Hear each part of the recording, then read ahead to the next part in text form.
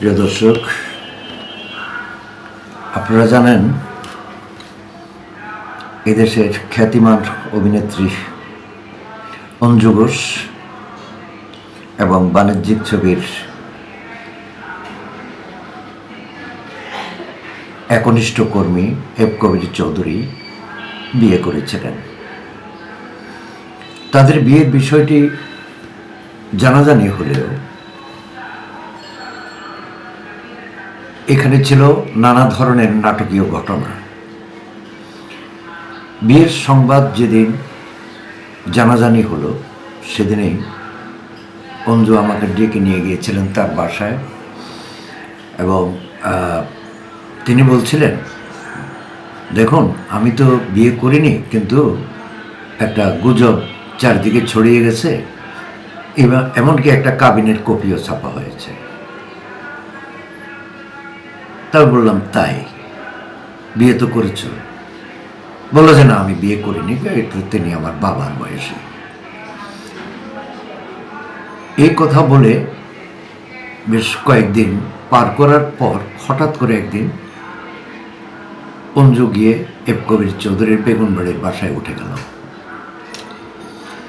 এবং এফ কবির চৌধুরী আমাকে বিচিত্রা অফিসে এসেই খবরটা দিলেন যে অঞ্জু এখন আমার বাসায়, আপনি চাইলে আমার বাসায় গিয়ে তার সাথে দেখা করতে পারেন।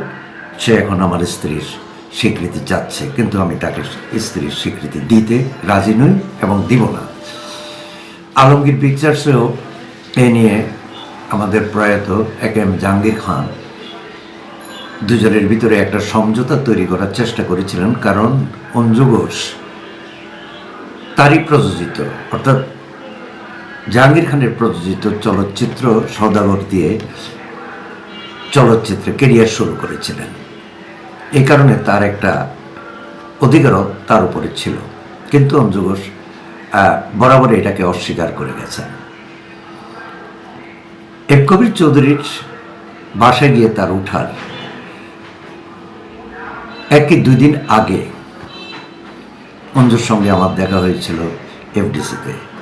তিনি তখন আলমগীর সহ হাফিজউদ্দিনের আওলাদ ছবিতে কাজ করছিলেন। তার ছিল পুলিশের চরিত্র। সেই লাঠি আমার দিকে তাক করে বললেন যে আপনি চলে যাবেন না, আপনি আমার সঙ্গে কথা বলে তারপরে যাবেন। শুটিং শেষ হতে তার আরও প্রায় 1 ঘন্টা সময় লেগেছিল। শুটিং শেষ করে তিনি তার সহকারীকে পাঠালেন আমাকে খুঁজে বের করার জন্য আমি কোন সেটে আছি। তখন তো আমরা এত বেশি রমরমা ছিল চলচ্চিত্র, আমরা এক সেট থেকে আরেক সেটে, আরেক সেট থেকে আরেক সেটে গিয়ে সংবাদ সংগ্রহ করতাম। আমাকে একটা সেট থেকে খুঁজে নিয়ে বললো যে ম্যাডাম আপনাকে ডাকছে। ঠিক আছে, যান, আসতেছি। যে দেখি অঞ্জু ঘোষ তার গাড়িতে উঠছে এবং আমাকে বলল যে আপনি গাড়িতে উঠুন। কিন্তু আমার পকেটে যে একটি কাগজ আছে, অর্থাৎ অঞ্জু ঘোষের বিয়ের যে কাবিনের যে কাগজটি, সেটা এফডিসিতে একজন আমাকে দিয়েছিল, আমি তার সেটা পকেটে রেখে দিয়েছি, সেটা বুঝতে পারেনি। তো গাড়িতে ওঠার পর গাড়ি ছুটছে ফার্ম গেট হয়ে তার বাসার দিকে। সেটা হলো সংসদ ভবনের পাশে তার যে বাসাটি, সেই বাসার দিকে যাচ্ছে। তো রাস্তায় আমার সঙ্গে কথা বলতেছে যে আমি বিয়ে করিনি, তারপরেও আমাকে বিবাহিত করে ছাড়তে চায় সাংবাদিকরা, কেন? আমি বললাম, না তুমি তো বিয়ে করেছো, অযথা অস্বীকার করছো কেন? তখন বললো যে না, আমি বিয়ে করিনি। তাই আমি বললাম যে গাড়ি থামাও। গাড়ি থামা কেন? আমি বললাম যে আমি নামবো এখানে। কেন? আমি না, তোমার আর এইসব কথা শুনতে আমার ভালো লাগছে না এখন, গাড়ি থামাও এখানে। গাড়ি থামার পরে আমি তার পকেট থেকে কাগজটি বের করে তাকে বললাম, এটা কি তাহলে? তাদের বিয়ের কাবিনের এটা কি? এই সইটি কার? তোমার কাছেও কাগজ পৌঁছে গেছে? আমাকে হ্যাঁ, আমার কাছেও কাগজ পৌঁছে গেছে। মিথ্যা কথা আর বলো না, কারণ একটি মিথ্যা কথাকে ডাকতে গেলে আরো 50টা মিথ্যা কথার আশ্রয় নিতে হয়। তার চাইতে বরং একটি সত্য কথা বলাই ভালো, তুমি তাকে বিয়ে করেছো, বিয়ে তো করাটা কোনো অপরাধ নয়, তুমি বিয়ে করেছো সেটা ঠিক আছে, এখন সংসার করো, সুন্দরভাবে সংসার করো, কাজও করো। সে বললো তাহলে চলো তুমি বাসায় চলো। আমি না, আমি এত রাতে, তখন রাত বাজে 11:30, আমি তোমার বাসায় এখন আর যাবো না, আমরা পরে কাল কথা বলবো।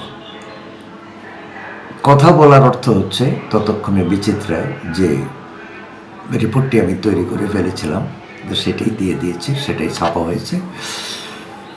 শেষ পর্যন্ত অঞ্জু বিচিত্রা রিপোর্ট দেখার পরে আমার বলল, সাংবাদিক আসলে সাংবাদিকই, সাংবাদিক কখনো আপন হয় না।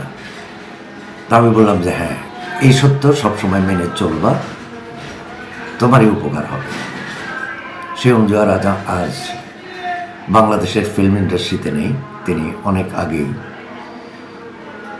বাংলাদেশ ছেড়ে ভারতে চলে গিয়েছেন এবং সেখানেই তিনি অবস্থান করছেন এবং স্থায়ীভাবে অবস্থান করছেন। সেখানে তিনি ফ্ল্যাট কিনেছেন শুনেছি, আমার কখনো তার বাসায় যাওয়া হয়নি। তবে অঞ্জু মাঝে মধ্যে এখনও যাদের পরিচিতদের সঙ্গে দেখা হলে ফিল্ম ইন্ডাস্ট্রি আমার খোঁজ খবরটুকু নেয়, সেটুকুই যথেষ্ট, তাতেই আমি আনন্দিত। ধন্যবাদ প্রিয় দর্শক। আপনারা বিরক্তিকর হলেও আমি আপনাদেরকে